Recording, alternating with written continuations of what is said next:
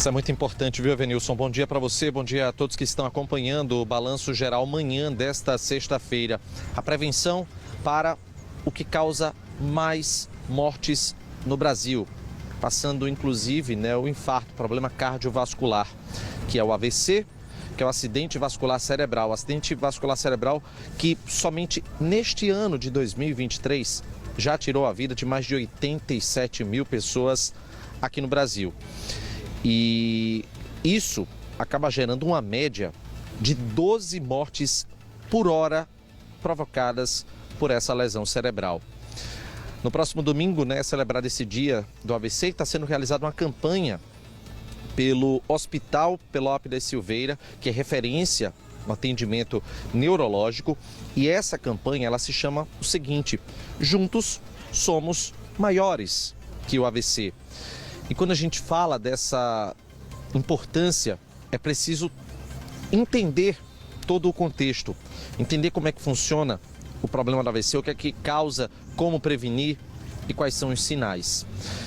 Para a gente poder falar a respeito desse assunto, estou com o Fernando Travassos, médico neurologista, e ele vai explicar para a gente o seguinte, Fernando. São vários os fatores de risco que acabam aumentando a probabilidade de uma ocorrência de AVC, não é isso? Bom dia, quais seriam esses fatores? Bom dia. Lembrando que 90% dos AVCs eles podem ser prevenidos, porque são fatores de risco preveníveis, né? Por exemplo, hipertensão, diabetes, doenças do coração, sedentarismo, tabagismo, altos níveis de colesterol e triglicerídeos. Bem, para a gente ter uma ideia, aqui em Pernambuco, somente em 2022 foram mais de 1.400 mortes. Esses dados ainda estão em atualização, é bom a gente frisar, mas a gente pode confirmar que foram mais de 1.400 mortes registradas em 2022 em virtude do AVC.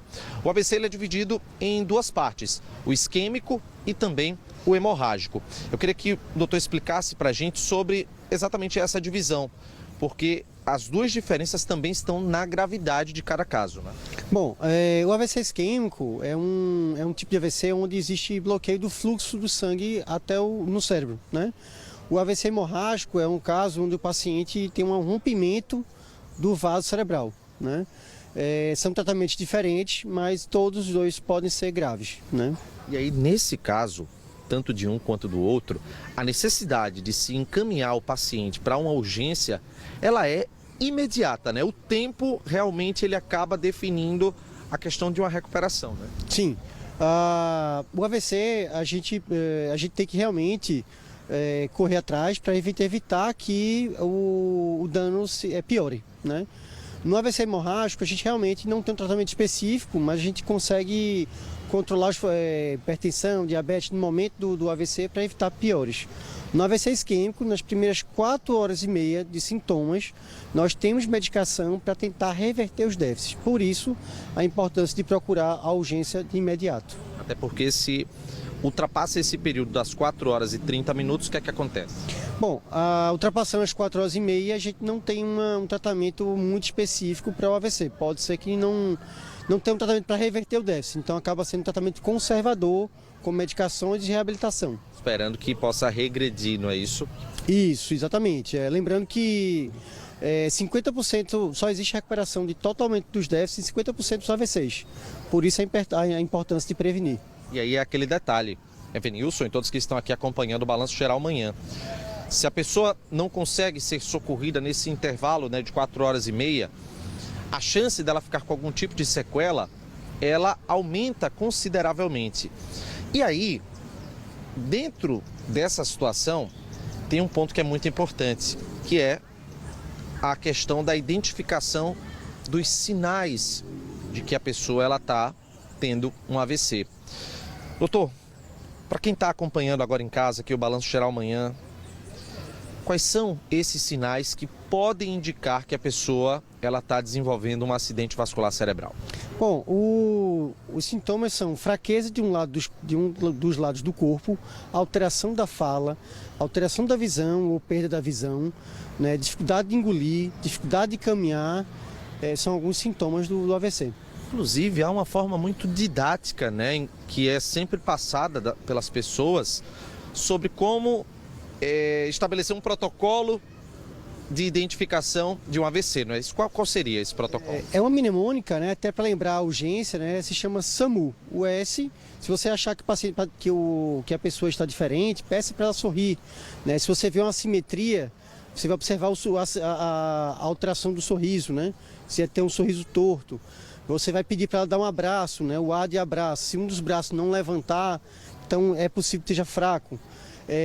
O M de passar uma mensagem, cantar uma música, se existe alteração da voz, realmente pode ser que esteja diante de um AVC. E se você realmente identificou esses sintomas no paciente, você tem que lembrar da urgência. E aí tem que chamar o SAMU, né? E aí é o que é diretamente relacionado a essa questão do tempo, né? A pessoa identificando com maior antecedência possível, é possível dar o tratamento adequado. Exatamente. Então, quanto mais rápido o paciente chegar no hospital, a gente consegue estabilizar os sintomas, melhorar. No caso do AVC isquêmico, a gente tem uma medicação para tentar reverter os déficits. Então é muito importante lembrar da urgência, da necessidade de ir na urgência. Não esperar, porque pode ser que não melhore. Vá na urgência. Eu estou falando um pouquinho sobre essa campanha que está sendo realizada, né, pelo Hospital Pelópidas Silveira, onde é preciso sempre enfatizar que nós juntos somos mais fortes que o AVC. Exatamente. Dia 29, né, como já foi falado, dia 29 de outubro é lembrado como o Dia Mundial do Combate ao AVC. Então, durante a semana, o Hospital Pelópidas vai estar realizando palestras, rodas de conversas, para também realmente informar os pacientes a necessidade de saber de como prevenir o AVC, de como identificar um AVC e o que fazer quando acontecer isso, né? E essa orientação, você ter o conhecimento, é sempre o melhor caminho, não é? Exatamente. A informação é essencial, é o mais importante. E tem um ponto, Evanilson, que a gente vai trazer também aqui dentro do Balanço Geral amanhã, que é o seguinte. É muito importante um somatório de fatores. Quais seriam esses fatores? Primeiro, o conhecimento, a informação. Entender as causas, entender, né, esses fatores de risco e também estabelecer hábitos saudáveis para que esses fatores de risco eles não venham a existir. A gente está aqui no Parque 13 de Maio, a gente está observando aqui com as imagens do Eric Nascimento algumas pessoas que estão praticando atividades físicas.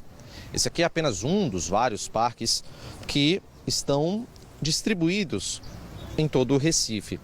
Existem outros parques na região metropolitana e naturalmente não fica restrito a apenas isso, né? Tem gente que faz caminhada na rua, tem academia, tem praia, tem muito ponto para que você possa estabelecer uma rotina de atividades físicas, mas também hábitos saudáveis de alimentação, de evitar comer muita besteira. É sempre bom a gente falar isso, porque esse somatório, doutor, através desse somatório é possível reduzir em até 90%, seria isso?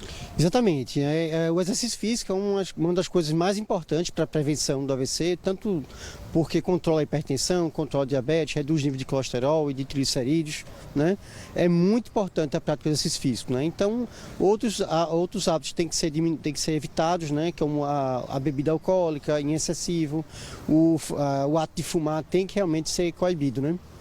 Com esse somatório a gente pode ter uma redução nesse alto índice de mortalidade, né? Exatamente, são fatores de risco preveníveis, né? A gente consegue combater eles com isso, né?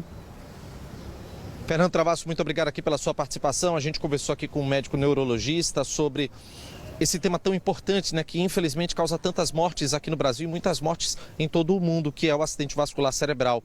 Com conhecimento, com prevenção também, com hábitos saudáveis, é possível, né, afastar esse risco para que a gente não venha a passar por esse tipo de problema, que é um problema grave e que, como disse o doutor agora há pouco, em 50% dos casos a pessoa acaba ficando com algum tipo de sequela. Volto com você no estúdio, Evanilson.